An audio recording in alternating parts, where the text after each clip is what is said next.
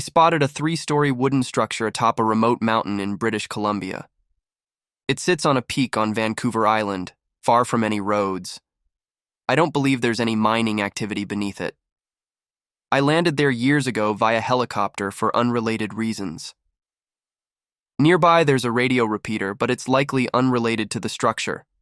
The 3 rooms appear independent, accessed only by an external ladder. I didn't check inside to see if there's a stove or something connected to the air vent.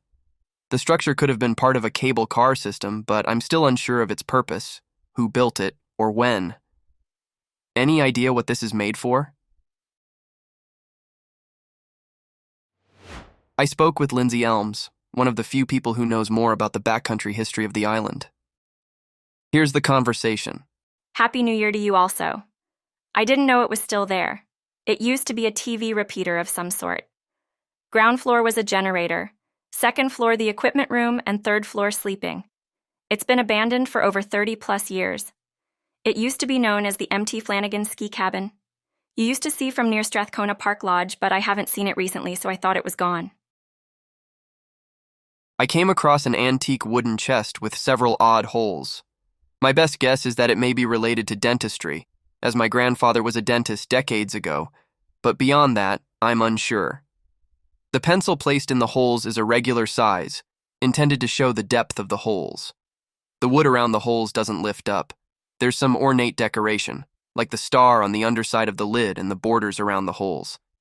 It feels hollow, and the notch at the front is for the lock, not damage. Honestly, I haven't searched anything yet because I'm not sure where to start. Anyone know what this is? This is knife box, a federal period, parquetry inlaid flame, mahogany cutlery box, possibly Philadelphia, late 18th, early 19th century, with a slanted serpentine bow front hinged lid, enclosed by ebonized double line and satinwood parquetry trim, above conforming sides and opening to the lid interior, centering a various woods detailed circular stylized fan over a panel with rows of cutlery slots. This wooden case was a gift from a friend in Japan. It's held together with magnets, giving it a sleek and functional design. The case features a smaller secondary compartment that slides out from the bottom, also held in place by magnets. While the case is well made and intriguing, it's too shallow to hold a pen, which made me wonder what its original purpose might have been. Any ideas? It is called a Takuba incense tray, and it is heat-resistant felt. Small tray holds fresh sticks. They burn in the main compartment, and a cool smoke effect comes out from the gap at the base of the mountains. Nomex, also called meta-aramid felt, is a high-temperature felt that protects against extreme heat. Nomex works as a flame-resistant material using 3 mechanisms. First, the fibers absorb incoming heat, keeping it away from the wearer. Next, the fibers swell and thicken with heat to fill gaps in the apparel. I bought this for $7 today at a garage sale in rural Pennsylvania. It looks pretty old and has a small door on the lower side. The top seems like it should open. My first thought was that it might be for incense, but I'm not entirely sure how those work, so I wasn't positive. The entire piece is about 1 foot long and a few inches tall. Anyone know what this is? It's an incense case. Open the lid on top and insert the sticks into the holes you see on the sides, and the door on the side can hold a small hoard of incense sticks for storage. I found this at an old estate sale. It's an antique, curved carrying case with a wooden insert that has 15 holes. The case features a blue cover flap, which is decorated with a painted Liberty or Death design. The case is 10 inches long and 3 inches tall, and it feels like it's made from a rough canvas material. There's also a marking under the flap, though it's unclear what it says.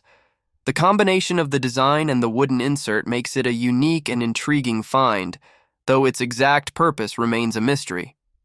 Any idea what it could be? It's Reenactor's cartridge case. They don't load fixed caliber cartridges. You can use any caliber musket you want to fire a blank. For military use, they'd have a pre-measured charge wrapped with the ball in paper. You'd tear the paper open, pour the powder down the barrel, take the paper, shove it in as wadding, place the ball on top, and ram the ball and wadding home. The box here carries those pre-made paper cartridges. To fire a blank, you just pour in the powder, add wadding, and ram the wadding home with no ball. The ball is the only thing where the caliber is important, and if no ball, you can put the same blank charge in any gun. I got to play around with some black powder guns at scout camp, under trained supervision, of course. Highly recommend it. And yes, we got to shoot them for real.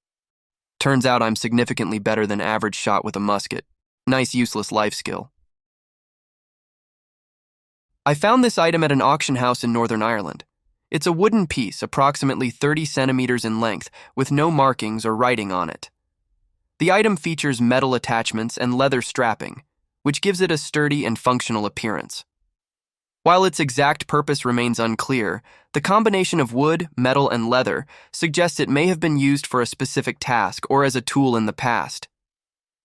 Any ideas what this thing is? This is the handle of a takedown recurve bow, with the limbs attached to the flat surfaces at either end. While it may just be a replica, I acquired it from an auction house, so I plan to investigate the possibility that it could be an actual prop from the show.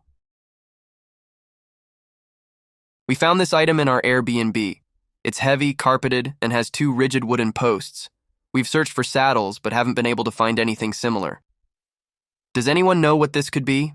It's quite unique, and we're curious about its purpose, but so far our search hasn't yielded any results. Any insight or suggestions would be greatly appreciated.